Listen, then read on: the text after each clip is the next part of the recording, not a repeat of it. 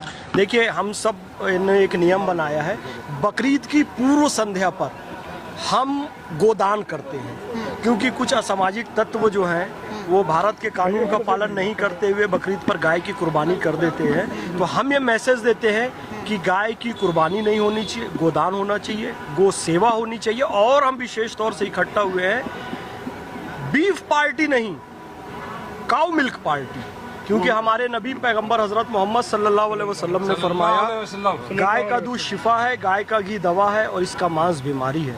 हम ये भी मांग करते हैं प्रधानमंत्री जी से, गौ माता को राष्ट्र माता घोषित किया जाए। हम सब मुस्लिम इस निर्णय के साथ हैं।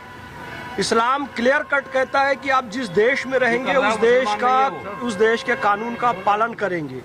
जो ऐसा करता है वो कहीं ना कहीं शैतानी काम करता है, फितने वाला काम करता है, फसादी काम करता है। और अल्लाह रब्बुल इज़्ज़त खालिक के कायनात फरमाते हैं कि जो ज़मीन पे फसाद पैदा करे वो मुझे पसंद नहीं है। तो गाय की आप कुर्बानी करेंगे, गोह करेंगे तो ज़मीन पे फसाद पैदा होगा, इससे बचना चाहिए। पूरे देश में हम 5000 से ज़्यादा काऊ मिल्क पार्टी कर चुके हैं और इस वर्ष भी बकरीद में लगभग 500 से 600 जगह पूरे भारत में काऊ मिल्क पार्टी हो रही है। नहीं, आज ही नहीं, अभी ये पूरा सप्ताह जो है काऊ मिल्क पार्टी लगातार भारत के सभी शहरों में चलती रहेगी और काफ़ी बड़ा परिवर्तन आया है। आप अगर देखेंगे तो जो गाजीपुर के सांसद है अफजाल अंसारी, वो उनके भाई वो एक मुख्तार अंसारी के, उन्होंने भी कह दिया गौ माता को राष्ट्र माता बनाओ। आप पूछ रहे हैं जी इसका क्या असर पड़ा? आप इतने समय से काऊ मिल्क पार्टी कर रहे हैं। भाई अरशद मदनी, महमूद मदनी साहब वो कह रहे हैं गाय माता को राष्ट्र माता घोषित करो। ये कट्टरपंथी बहुत सारे मौलाना जो हम लोग को क्या कहते थे पता है, काफिर है, मुनाफिक है, ये तो हिंदू हो गए हैं। आज वो सारे कट्टरपंथी मौलाना क्या कह रहे हैं, लेकिन जिस सरकार का गौ माता को राष्ट्र माता घोषित करो। लेकिन जिस सरकार का समर्थन आप लोग करते आ रहे हैं वो सरकार तो अब मौन हो गई गौ माता के नाम पर। ये बहुत अच्छा प्रश्न आपने किया है। प्रधानमंत्री नरेंद्र मोदी जी की देखिए इतनी अच्छी नीति है कि पहले सब में सहमति बना ली। भाई गौ माता को राष्ट्र माता बनाने किस वर्ग का विरोध आ रहा था? मुस्लिम वर्ग का विरोध आ रहा था ना, कई सारे कट्टरपंथी मौलाना कहते। मोदी जी ने सब्र से काम लिया। इस्लाम यही कहता है, या अय्युहल्लज़ीना आमनुस्तईनु बिस्सब्रि वस्सलाति इन्नल्लाह मअस साबिरीन, अल्लाह सब्र करने वालों के साथ है। मोदी जी ने सब्र किया, हमने सब्र किया। जो लोग कहते थे हम गाट कर खाए, आज करें गौ माता को राष्ट्र माता बनाओ। अब केंद्र सरकार भी वो कर देगी। बोलो गौ माता की जय। आपको लगता है केंद्र सरकार कर पाएगी? बिल्कुल करेगी, क्यों नहीं करेगी? 12 सालों से करा क्यों नहीं?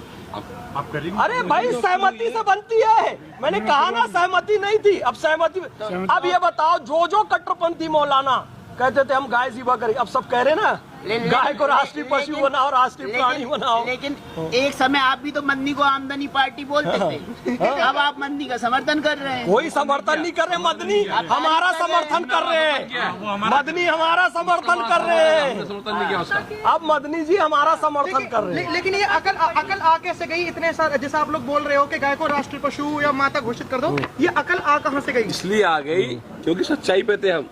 सच्चाई हमेशा छुपती नहीं किसी से।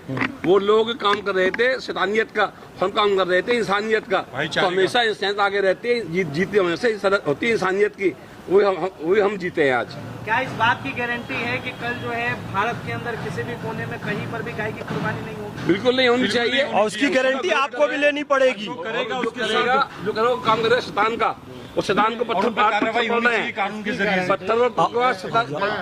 इसकी गारंटी आपके साथ साथ पूरे देशवासियों की गारंटी है कि हम सबको मिलकर इसके ऊपर सहयोग करना चाहिए, केंद्र सरकार का भी, और जो लोग जो है ना इसमें समर्थन कर रहे हैं उनका भी सहयोग लेकर हमें इसमें पूर्ण प्रतिबंध लगाने की तैयारी रखनी चाहिए। एक सवाल है सर, देखिए उत्तर प्रदेश के मुख्यमंत्री कह रहे कि भैया आप लोगों को दाएं चलना है, लेकिन कुछ मुसलमान ऐसे वो कह रहे कि नहीं भाई हम दाएं नहीं जाएंगे, हम तो बाएं ही चलेंगे।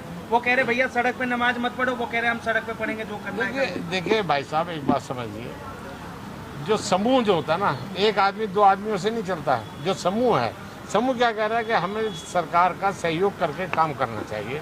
समूह कह रहा है कि हमें जो है, अगर सरकार कहती है कि हमें मस्जिद के अंदर नमाज पढ़नी चाहिए, मस्जिद ही तो नमाज पढ़ने की जगह है ना, वो घर है, उसके लिए ऊपर पढ़ो या नीचे पढ़ो या 2 बार पढ़ो या 3 बार पढ़ो, कोई कुरान कोई हदीस इसके लिए नहीं रोकती कि आप 4 दफा भी आप उसके अंदर हो जाइए, तो उसमें कोई दिक्कत नहीं है। तो ये है, तो इसलिए आप ये समझ लीजिए कि आज माहौल बदल रहा है।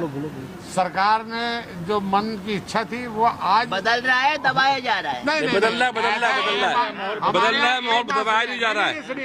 ये गलत है। सुनिए आप जो कह रहे हैं सही नहीं कह रहे हैं। और मुझे लगता है आप आम आदमी पार्टी का एजेंट हो। आप एजेंट हो भाजपा कांग्रेस के, आप एजेंट हो आम आदमी पार्टी के, आप एजेंट हो टीएमसी के, आप भाई कबीर का एजेंट हो। आप हम तो वही सवाल पूछ रहे हैं जो मुस्लिम धर्मगुरु बार-बार कहते आ रहे हैं। कौन धर्म कह रहे हैं? मुझे बताइए, सामने लाइए। किसी ने आज सब कह रहे हैं, देवबंद कह दिया, मजबूर हो गए कहने के लिए।